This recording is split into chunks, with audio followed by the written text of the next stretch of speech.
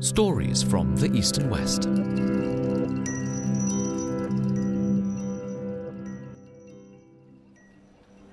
(1897), July 10th, Chicago. Two men stand face to face in a huge square. One is pointing a revolver at the other. It seems like the whole city is there watching. The mayor, the chief of police, a mob of spectators, and a priest just in case. The gunman fires. The bullet bursts out of the barrel, careens through the air, and makes contact with its victim. The victim keels over slightly, but then, almost immediately, he stands up again. He raises his hands, perfectly unharmed. People cheer. Everybody's clapping their hands and throwing their hats in the air. So tell me, Lea, what do you think just happened? Were the bullets blank? Nope. Okay then, did the gunman miss on purpose? Or did the victim just pretend to be hit? No, wrong again. The bullet definitely hit him. Then it was a magic trick, because you said it was in 1897, right? And people were crazy for that sort of magic stuff back in the 19th century. No. It wasn't a trick at all, but there was a bit of magic in what happened that day in Chicago. Let's start from the beginning.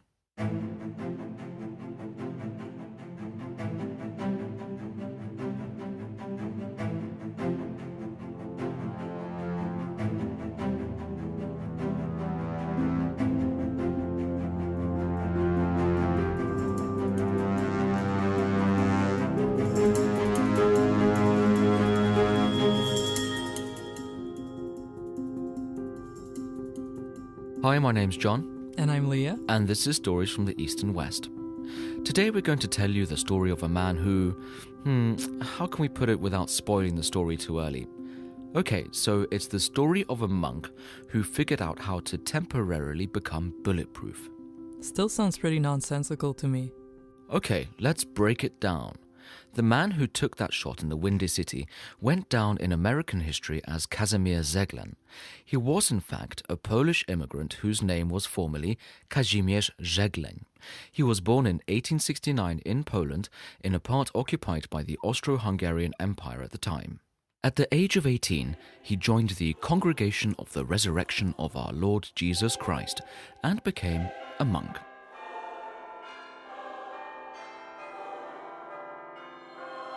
A few years later, he emigrated to America. There, his life took a considerably different direction to more typical monks. In America, the land where anything seemed possible, Żegleń discovered he had a gift for inventiveness. He started working on developing durable materials.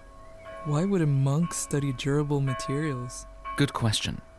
To answer it best, let me introduce you to somebody who knows Żegleń's story better than anyone else on the whole entire planet. I'm Sławomir Łotysz. I'm a professor at the Institute for the History of Science of the Polish Academy of Sciences in Warsaw. And he's been investigating this story for quite a long time. I think that would be some 10 years or more. During this time, I did some quite substantial research in various archives across the world. And we asked him pretty much the same question. Why would a monk get interested in durable materials? He worked at the Polish parish in Chicago, and it happened that during his stay in the United States, the mayor of Chicago, Carter Harrison, was assassinated at the doorstep by we could call him a terrorist or an anarchist. And this single happening made Żegleń thinking how to prevent such tragedies in the future. So he started working on his idea of creating a sort of vest or armor that could be worn by people like mayors, like presidents, like kings all over the world to protect them from assassination like this one in Chicago. And the monk witnessed the assassination? No, but he was definitely disturbed by it. Ah, I see. So the guy from our intro, the one who got shot in Chicago in 1897, he was wearing a bulletproof vest invented by the monk, is that it? Yes, that's right. Except the man actually was Kazimierz Żegleń himself. Although technically he wasn't wearing a vest that day. He was standing behind a frame with his bulletproof material stretched across it. So it was more like a bulletproof painting, really. Well, yes. You always make everything sound so dramatic. Thank you. And he did wear an actual vest during other public tests. But wait a second, what sort of material were they using? I thought bulletproof vests were made from plastic or Kevlar. That's true. The first modern bulletproof vests, as we think of them, were made of reinforced nylon plastic plates. They were first used in the Korean War in the 1950s. Żegleń lived 50 years before nylon was invented and 70 years before Kevlar, so... He started experimenting with different materials, but what he found after a few weeks of his experiments was that the best material to make a bulletproof vest was silk. That's why my silk shirts always last longer than my cotton ones. Yes, it was very clever, and given the time it happened, even visionary. However, the question of how Żegleń discovered its properties and came up with an idea of creating a bulletproof vest remains partially a mystery. Generally, it's hard to trace the actual person that came up with an invention from that long ago. It's usually impossible, to be honest.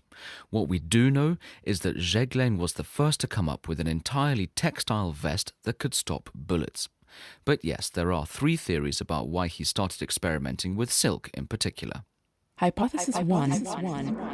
He could have read about Dr. George E. Goodfellow, a physician from Tombstone, Arizona. During a post-mortem of a man who'd been shot, the doctor found a silk handkerchief in the victim's breast pocket had significantly reduced the penetration of one of the bullets. Bewildered by his discovery, Goodfellow started investigating the bulletproof properties of silk. He even constructed a vest consisting of 30 layers of the stuff. Hypothesis 2. Żegleń might have heard about Chinese and Japanese warriors wearing armor with silk lacing. By the end of the Heian period, the Japanese breastplate had arrived at the shape recognized as being distinctly samurai. Leather and iron scales were used to construct samurai armors, with leather and eventually silk lace used to connect individual scales, kozane, which these breastplates were now being made from. That was our friend Yasuko Shibata from Tokyo in Japan, reading an excerpt from H. Russell Robinson's book Oriental Armor. Hypothesis 3. Obviously, I had to ask Professor Wattish about those first 2 guesses. It's really difficult to trace this back because he never disclosed what was his inspiration. Apart from one little line the professor found in one of Żegleń's letters. There, he wrote that he believed that was a gift from a god. Oh wow. Well, he was a monk after all. But let's go back to that public test we talked about at the beginning. Was it the first one? Was it one of many tests? And what happened later? That one wasn't the first public test. They were less spectacular at first. They would just shoot at the fabric while it hung on a frame or a wall. After passing a few basic tests like that, though, Żegleń started raising the bar. So that was when he started wearing it? Not quite. Listen to this from the Chicago Journal, July 3rd, 1897.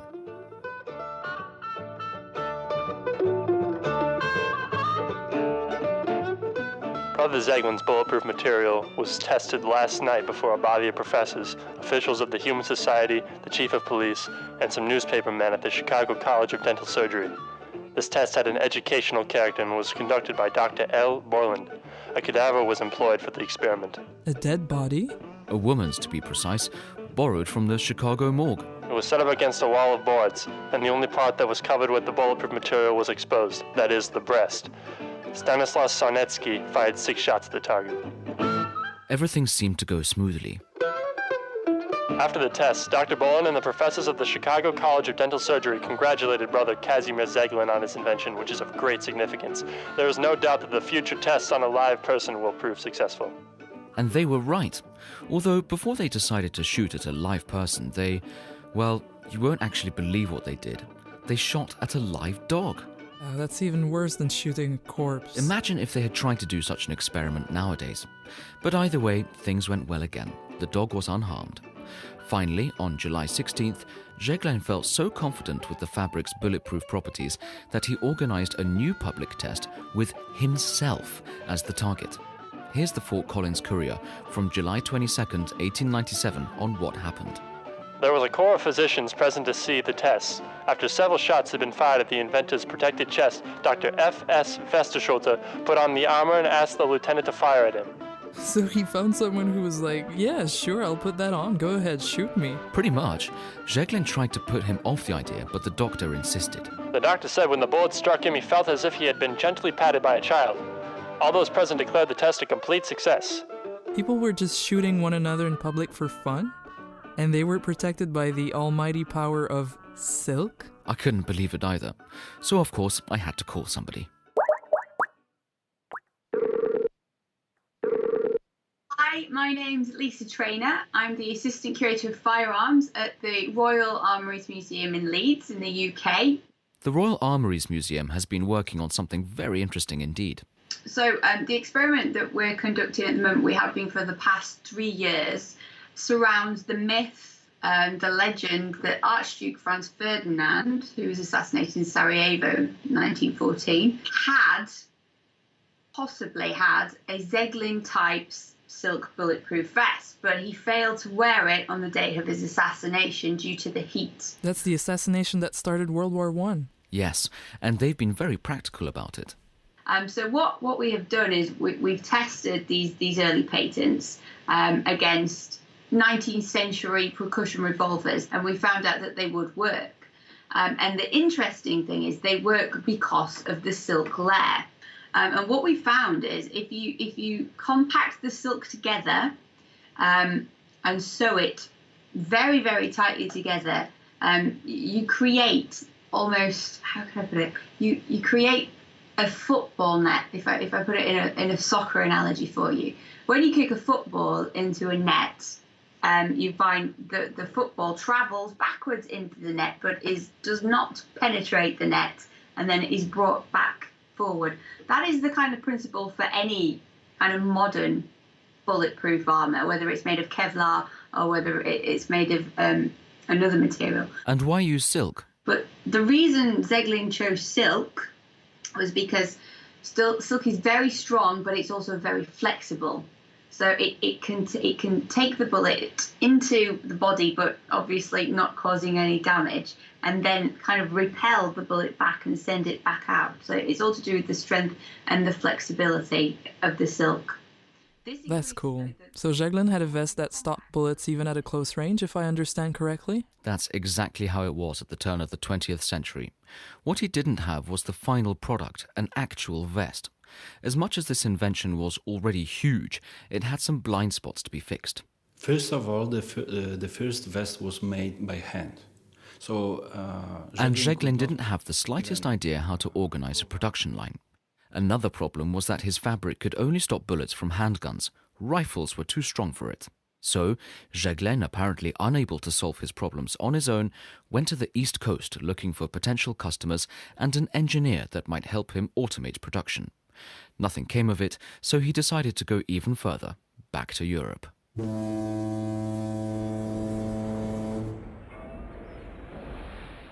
He was thinking that East Coast wouldn't be enough and he would have to go to Europe, which was still considered to be more advanced and part of the world from the perspective of Chicago. At least from the standpoint of the textile industry, one of his first ports of call was Vienna. When Żegleń went to Europe looking for a manufacturer who was able to improve this method of making the vest, he was directed to Jan Szczepanik, who had his office there. Jan Szczepanik, a man described by Mark Twain as the Polish Edison.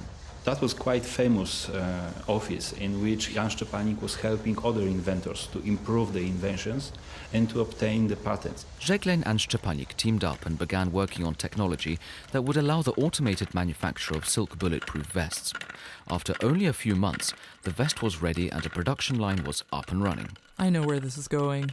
That's when they became rich and famous, right? Surprisingly, no. And this is where the story becomes even more ambiguous.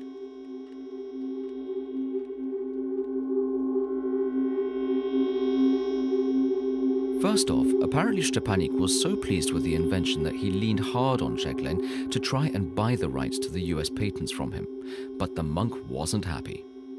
He didn't even consider he could ever give out the rights to this invention to anyone else, including Szczepanik. And that's how the rift between them started. Things got worse when Szczepanik started telling people he was the sole inventor of the vest, and he told a lot of people. He conducted public tests alone, presenting the vest to the monarchs of old Europe. His self-promotion went so well that even today most Europeans who've heard of the invention think it was Szczepanik, not Żegleń, that was the silk vest's inventor. That sounds like the end of a friendship. Yes, it was.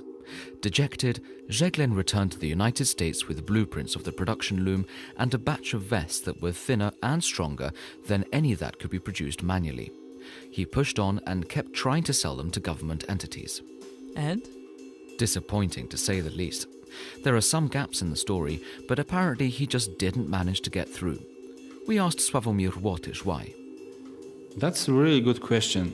The point is that we still don't know how many people ever bought this vest. There are no selling records of Żegleń's Bulletproof company. Lisa Trainer explains.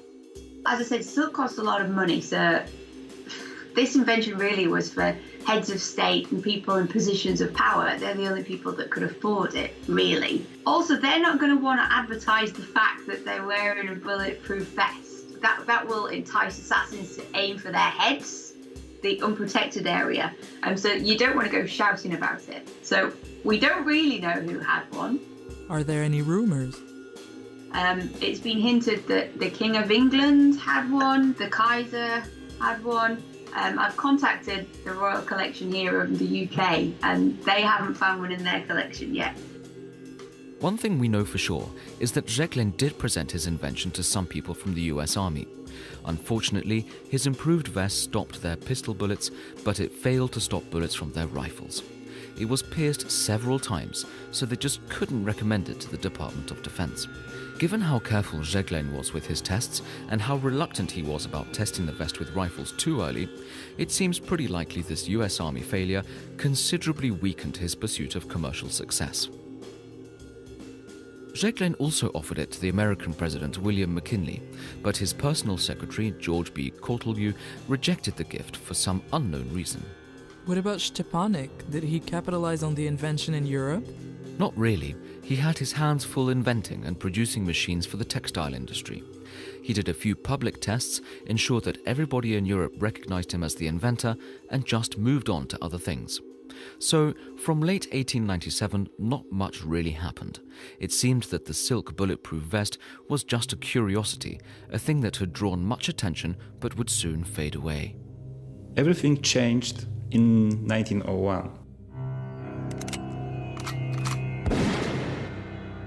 When the American president, William McKinley, was shot at the Pan American Exposition in Buffalo. So President McKinley died from a shot that could have been stopped if only he'd accepted Żegleń's vest a few years earlier? Quite possibly, but we don't really know. What we do know, however, is that after this happening, both Żegleń and Szczepanik started promoting this invention on both continents. Szczepanik offered the vest to monarchs with some considerable success. It was accepted by Russian Tsar Nicholas II for a start. He also designed a one-of-a-kind silk armoured coach for King Alonso XIII of Spain. It reportedly helped save his life during an assassination attempt in May 1906. What about Żegleń? Żegleń only managed to sell a license for the vest to the Russian army a few months before the outbreak of the Russo-Japanese War of 1904-05. However, production was very limited and had little or no influence on the eventual outcome. It was probably the very last chance the invention had of being introduced into real life and into history. By around 1910, the progress in gun technology had rendered Żegleń's vest practically useless. The physical properties of silk didn't change, but the destructive power of firearms was developing constantly. Although the idea of an effective soft armor was correct in principle, it wasn't until after Żegleń was long gone that stronger synthetic fibers became available to make it a reality.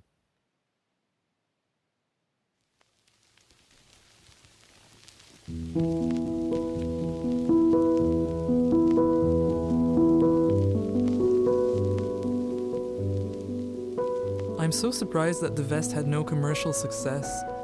In a way, it's a frustrating story that the vest could have saved so many lives, but it didn't, at least as far as I see. Yes, that's true, and Professor Wattish acknowledges it. He said that even though Żegleń claimed his invention saved some people, there's no hard evidence it really did. That was one of those cases when you need to be in the right place in the right time. Otherwise, the world would not hear about you at all.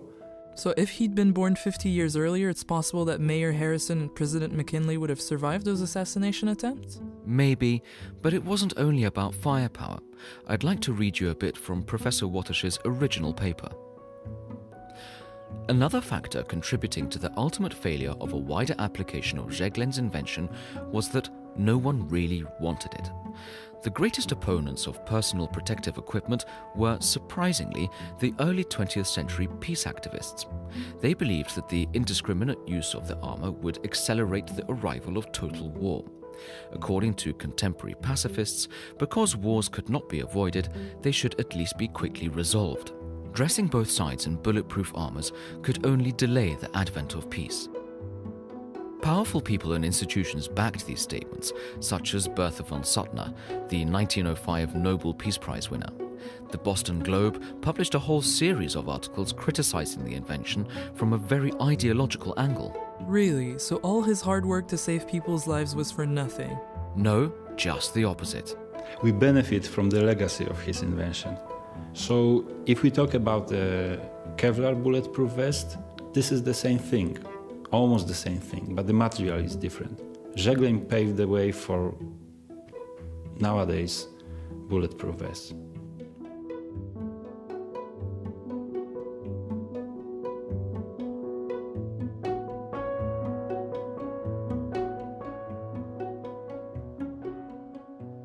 This episode of Stories from the East and West was a Wirewalker studio production for Culture.pl. Our team included Wojciech Oleksiak, Adam Żuławski, John Beecham, Nitzan Reisner, Lea Berio, and our interns Barbara Rogala and Michael Keller. Many thanks to Professor Sławomir Wattish and Lisa Trainer for joining us on this episode. We'd also like to thank the Royal Armouries in Leeds and the Chemical Heritage Foundation for all their help. You can find more information about them in the show notes. To see the notes from this episode, just tap the show art in your podcast app or visit storiesfromtheeastandwest.com. If you enjoyed the show, make sure to subscribe for future episodes. And remember to give us a review on Apple Podcasts. It'll help others find the podcast too.